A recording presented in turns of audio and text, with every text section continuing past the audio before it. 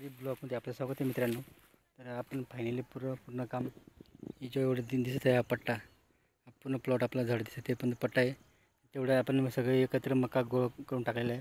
तुम्ही पाहू शकता मित्रांनो, अशा पद्धतीने एका ठिकाणी गोळा करून घेतलेले मकी आणि तुम्ही पाहू शकता पूर्ण आपण एका ठिकाणी गोळा करून त्यांना व्यवस्थित म्हणजे आपल्याला पाऊस जर आला तर आपण झाकू शकतो.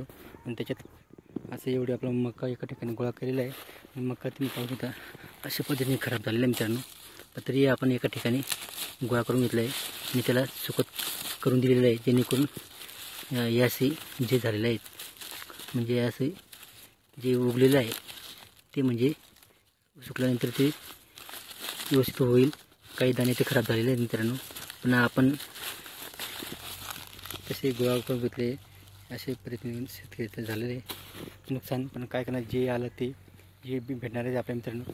अशा पद्धतीने आपण एका ठिकाणी गोळा करून घेतलेले मका आहे आणि पाहू शकता तुम्ही काही ठिकाणी मका अशी खराब झालेली अवस्था तुम्ही पाहू शकता मित्रांनो. अशा पद्धतीने खराब झाले आहे. अवकाळी पाऊस आल्यामुळेच भरपूर नुकसान झालेलं आहे, असं नुकसान झालं मित्रांनो. आणि त्या पद्धतीने मी इकडे पाहू शकता हा त्याच्यापेक्षा जबरदस्त खराब झाला मका आहे.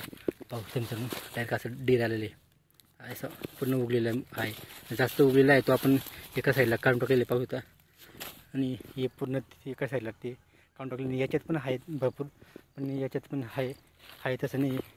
पण आपण ते एका याच्यात टाकून दिले आणि असं एका ठिकाणी गोळा करून टाकले मित्रांनो, जेणेकरून आपल्याला जे काय आहे असं उन्हाळ्यामध्ये सुकलं तर व्यवस्थित होईल आणि आपल्याला लवकरात लवकर काढून घ्यावं लागेल, जेणेकरून आपला मका खराब होणार नाही.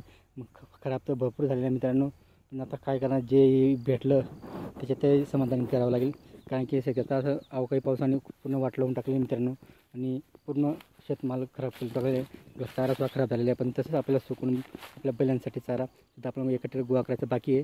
ते गोळा करून घेणार एका दिवशी आणि हे मकी पण एका ठिकाणी गोळा करून टाकले मित्रांनो. आणि असं खूप नुकसान झालं आहे शेतकऱ्याचं. सांगायला गेलं तर बघा मित्रांनो, व्हिडिओ आवडले असेल लाईक शेअर करा आणि चॅनल सबस्क्राईब करा. जय जवान जय किसान.